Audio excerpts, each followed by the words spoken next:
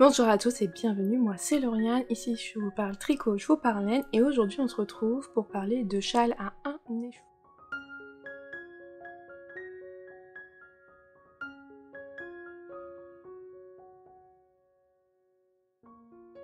Qui n'a pas un écheveau solitaire dans son stock? Parce que c'est un écheveau qui s'est retrouvé tout seul après avoir cassé un combo de laine, parce qu'on en a acheté 4 pour faire un vêtement et qu'il n'en a fallu que 3, ou parce que c'était un cadeau, ou parce que c'était un craquage sur un salon. On a tous un écheveau tout seul dans son stock. Alors évidemment, on peut faire des chaussettes avec, sauf s'il contient pas de nylon. On peut éventuellement faire un petit accessoire, je pense qu'il est possible de faire un snood, qu'il est possible de faire un bonnet, mais on n'a pas forcément tous envie de faire ce genre d'accessoire. Et donc avec un écheveau tout seul, on peut encore faire un châle. Moi j'adore faire des châles à un écheveau, c'est quelque chose que finalement je me suis découvert une passion parce que ça permet d'utiliser ses précieux, des écheveaux qu'on n'ose pas utiliser parce que c'est un souvenir, parce que c'était un achat quand même assez onéreux, donc il est précieux, voilà, il peut être précieux à nos yeux pour plein de raisons. On peut le mettre en valeur donc dans un châle, et puis les châles à un écheveau, ça se fait rapidement, c'est parfait aussi à offrir à quelqu'un, parce que c'est une belle attention, on peut mettre une jolie laine sans vraiment que ça soit trop onéreux, donc c'est aussi une belle façon de faire un petit cadeau. Donc dans cette vidéo, je vais revenir vous parler de 5 ou 6 modèles de châles à un écheveau. Donc des châles à un écheveau ou des châles qui utilisent, on va dire, un kit à chaussettes, un écheveau de 100 grammes et un mini de 20 grammes avec. Le premier modèle, il s'agit du châle croisière de Marianne Munier, Marguenet sur Instagram. Alors je vais avoir du mal à vous montrer l'endroit de l'envers de ce modèle-là, parce que vraiment je trouve que c'est pas facile de le voir. Voilà ma version. En plus, ma version avec ma laine ne met pas vraiment en valeur le modèle. Alors, vous allez le voir, voyez. C'est un châle tout en dentelle, mais alors une dentelle très très simple, c'est ce petit carré là de 4 jetés qu'on va répéter tout le long du châle. C'est un modèle qu'on va commencer par cette pointe, qui se tricote que en maille endroit, donc en fait c'est globalement que du point mousse, il me semble pas qu'il y ait des mailles en vert dessus. Donc on fait que des mailles endroit, donc on fait des diminutions et des jetés. Vraiment simple, pas compliqué, accessible aux débutants. Et donc on va aller en augmentant au fur et à mesure du châle.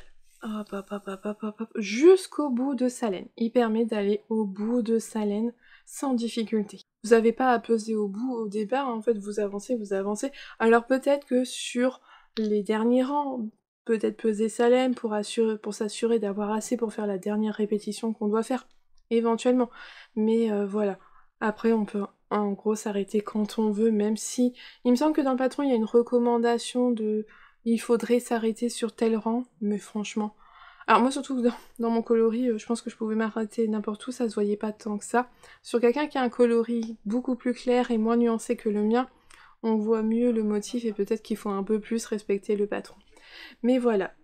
Donc on a un châle à un écheveau, triangulaire, asymétrique, qui a quand même une bonne longueur. Vous voyez, si je le mets là autour, il se place bien facilement, rapidement. Il est assez grand, il est pas trop petit, franchement il a une bonne longueur. Il se déploie bien au lavage, il est beaucoup au point mousse, il me semble, et avec la dentelle, vraiment il se détend vraiment bien au lavage. Donc Marianne Munier, disponible en français, il y a un petit diagramme où il y a les explications grands-parents, c'est vraiment pas compliqué, il est vraiment très simple. Accessible aux débutants, pas de prise de tête du tout avec ce modèle-là. Je l'ai utilisé, j'ai utilisé un film de chez Artemis, c'était un coloris d'Halloween, et donc il est dans les tons gris avec des touches de rose. Alors moi personnellement je l'adore, et je le porte énormément parce qu'il va très bien avec tous mes t-shirts qui vont être gris ou noirs, et c'est ce qu'il me fallait, j'en avais pas du tout. Donc j'avoue que je porte énormément ce châle-là, parce que moi je suis quelqu'un qui aime beaucoup porter des châles, même là en été, quand il va faire frais le soir. C'est sûr que je vais pas le mettre en pleine journée, mais les soirées fraîches, et bien franchement avoir un petit châle, ça se met facilement dans son sac, ça s'emporte partout. Franchement c'est chouette, et c'est vraiment agréable. Donc voilà, le châle croisière de Marianne Munier. Disponible sur Ravelry en français et en anglais au prix de 7,35 €. Ensuite, deuxième châle, il s'agit du châle twist de Le Natelier, que j'ai tricoté dans les laines de chez Deeply Wool. Alors, c'est un châle qui va se commencer par une pointe, Donc on a un I-cord tout du long. Et on a un motif, alors avec ma laine que j'ai utilisée, qui est nuancée, vous allez pas bien voir. Mais on a un motif, vous voyez, sur là, le bord du châle, et tout le reste est en jersey. On a aussi là quelques mailles, et on a donc la bordure de mailles en vert et d'i-cord à ce niveau-là. Donc on a de la dentelle ici, alors qui est pas compliqué, c'est un motif, un point qui est vraiment très simple, de mémoire qui se fait que sur l'endroit du tricot, sur l'envers on tricote juste les mailles comme elles se présentent, et ici on a que du jersey. Donc on va le tricoter, de mémoire je pense qu'il faut peser sa laine au début du châle, vous allez augmenter jusqu'à avoir utilisé la moitié de votre fil, et une fois que vous êtes arrivé à peu près à la moitié de votre fil, vous partez dans l'autre côté en diminution. La caractéristique de ce modèle-là, c'est que on peut placer la dentelle soit sur la partie du haut, alors moi c'est ce que j'ai fait, il me semble, ouais. La partie du haut, la partie plate du châle. Alors moi c'est ce que j'ai fait parce que je crois que naturellement c'est ce qui vient le mieux, c'est là où il se place le plus naturellement, je crois, il me semble, dans mon souvenir. Mais en fait il y a aussi des explications pour le mettre en bas et avoir la dentelle sur la partie arrondie du bas du châle. Voilà, dans le patron vous avez les deux possibilités. Moi j'ai choisi la partie du haut parce qu'il me semble que quand j'y suis arrivée c'était ce qui me paraissait le plus naturel de la mettre de ce côté-là du châle. Donc voilà ce que j'ai. Donc j'ai utilisé un écheveau de Deeply Wool, vous voyez c'est un coloris très nuancé, et donc qui met pas forcément bien en valeur la dentelle que vous pouvez apercevoir par transparence. Donc on est sur un petit châle, un peu façon étole, surtout allongé, très peu profond, mais qui va se porter, vous voyez, on fait un petit tour, il y a deux petits pans, hop, on peut faire un petit nœud ici. Voilà, le châle twist de Le Natelier. Donc disponible en français sur Ravelry au prix de 6 €. Ensuite, le troisième modèle, on est exactement sur le même genre de châle avec le châle Kodama de NCL Knits Nadia Crétin-Léchelle. Là aussi, j'ai un écheveau qui est nuancé, alors vous voyez, beaucoup plus clair, mais nuancé encore beaucoup, et donc on ne voit pas forcément bien la dentelle. Donc on va commencer par ici, avec un jeu de cotes, et on va venir faire la dentelle à ce niveau-là. Et là, on va avoir toute une partie en point mousse, on a une finition en I-cord, et on a la dentelle de ce côté-là. Hop, on tricote, on augmente, jusqu'à arriver au milieu du châle. On fait quelques répétitions sans augmentation, et ensuite on vient diminuer pour faire l'autre point du châle. Alors là, donc là aussi, hein, voilà, je vous le disais, le motif est pas fort visible, comme que vous le voyez quand même assez bien là. Je sais même pas si je vous le montre sur l'endroit ou l'envers. Vous devez être sur l'envers. Là, sur l'endroit, c'est peut-être mieux. Donc voilà le motif du châle. Alors là, le Kodama, c'est un niveau au-dessus. C'est pas pour les débutants, c'est quand même un motif qui va demander de la concentration, du temps. C'est un motif qui se fait sur les rangs droits et les rangs verts. Donc c'est quand même... voilà, pour à partir d'un certain niveau de tricot. C'est le modèle le plus compliqué que j'ai à vous présenter aujourd'hui, c'est le Kodama de Nadia. Il est expliqué en forme, sous forme de rang par rang, il me semble, et avec un diagramme. Dans le patron, Nadia vous explique le nombre de fois qu'on fait la répétition des augmentations. Elle vous donne une recommandation de motifs à répéter pour la partie plate du milieu du châle. Moi, c'est ce que j'ai fait. Et ensuite, on fait les diminutions. Vous pouvez très bien peser votre laine au départ, faire toute la partie augmentation, repeser votre laine pour savoir combien il vous faut garder pour le restant du châle. Moi, de mémoire, j'ai fait ce qui est indiqué dans le patron, c'est-à-dire 3 ou 4 répétitions du motif, tandis qu'il y en a qui en ont fait, je pense, le double de moi, et ils avaient assez de laine pour le faire. Voilà, tout dépend de la quantité de laine que vous avez, de votre façon de tricoter, de la tension que vous avez. Moi, j'avais un reste de laine, j'ai pas été jusqu'au bout de ma laine pour ce châle-là. Avec 400 grammes, vous avez largement de quoi faire, ce qui est indiqué dans le patron.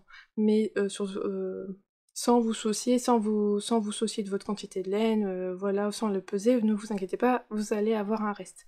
Si vous ne voulez pas de reste, il faut peser son châle au début, après les augmentations, pour savoir combien vous devez garder pour la partie diminution. Donc voilà, le Kodama.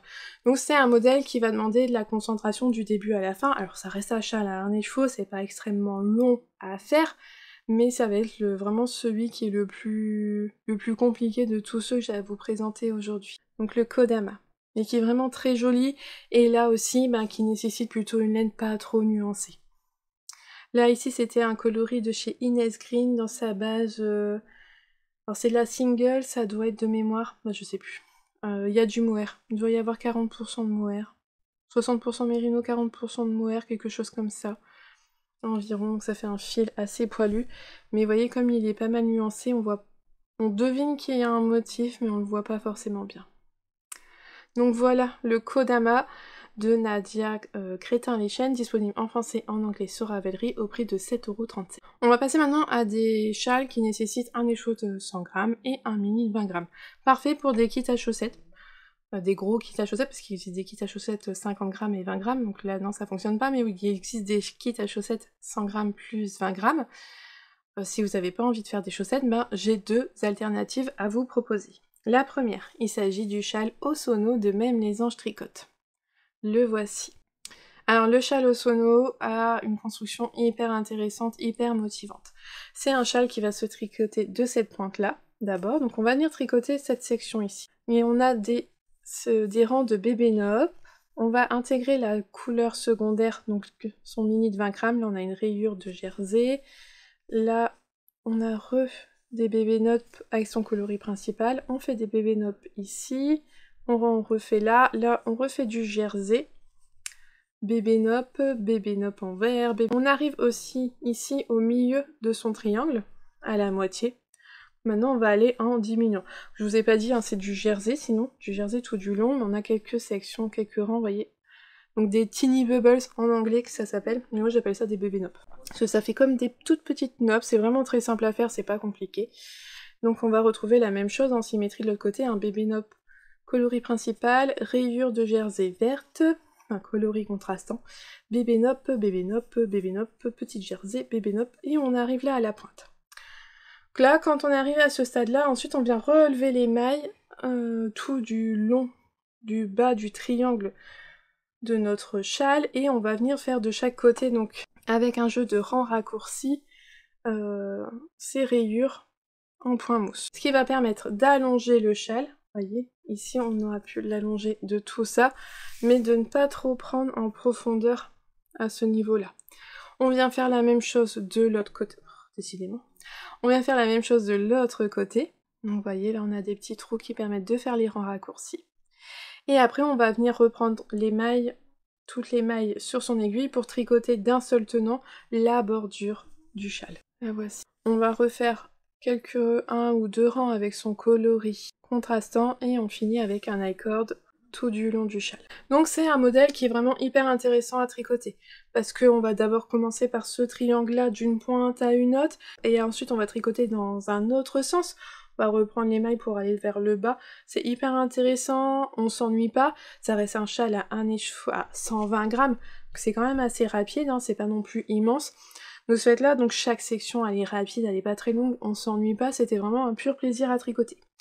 Après, il faut savoir qu'on ne va pas au bout de sa laine. Vous pouvez pas... Alors, si vous pourriez éventuellement agrandir un peu, moi je sais que il me restait quand même pas mal de mon mini... Enfin, pas mal. Il me restait un peu de mon mini de 20 grammes tout de même. Et peut-être j'aurais pu essayer de faire quelques rangs de points mousse peut-être en bas pour l'utiliser un peu plus. Mais voilà, moi c'était un test, j'ai respecté ce qui était indiqué dans le patron. Mais voilà, on n'utilise pas ces 100 grammes et on n'utilise pas ces 20 grammes au complet. Il y a un petit peu de reste sur ces deux-là. Et à moins de vraiment d'avoir de l'imagination, d'avoir une habitude d'être à l'aise avec la modification de patron, on pourrait peut-être ajouter quelque chose en plus pour qu'il soit un peu plus grand. Mais sinon, si on respecte le patron tel quel, on a un peu de reste de laine des deux coloris. Donc là, il faut un écheveau, vous voyez, moi il est nuancé, alors il est assez clair, mais il est nuancé, ça se prête bien.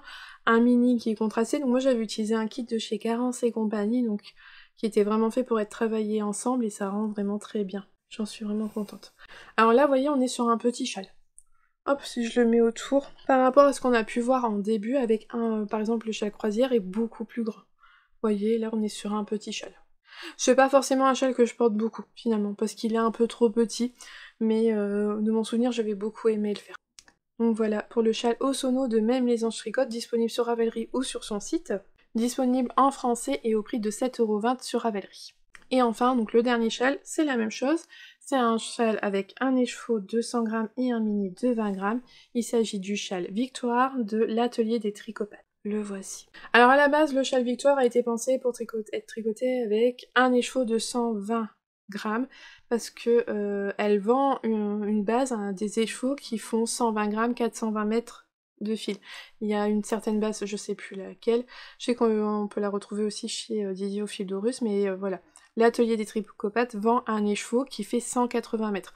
Donc le patron au début avait été pensé pour être utilisé avec cet écheveau de 180 mètres, puis elle l'a adapté pour utiliser un mini de 20 grammes, et donc le mini de 20 grammes on l'insère dans ces sections de rangs raccourcis qui sont de texture, qui sont avec des points texturés. C'est un châle qu'on va commencer par cette pointe-là, il est tout en jersey au départ, hop hop hop.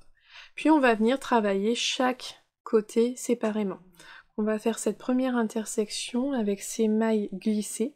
Donc en rang raccourci, au début les rangs ils sont longs, puis après ils sont de plus en plus courts. Ou c'est peut-être l'inverse d'ailleurs, je sais plus. Ouais, ils sont peut-être d'abord courts et après de plus en plus longs. Bon, bref. Et on vient ensuite faire la même chose de l'autre côté.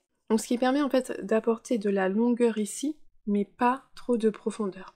Ensuite on revient sur son coloris principal, à nouveau du jersey, et on revient sur une nouvelle section.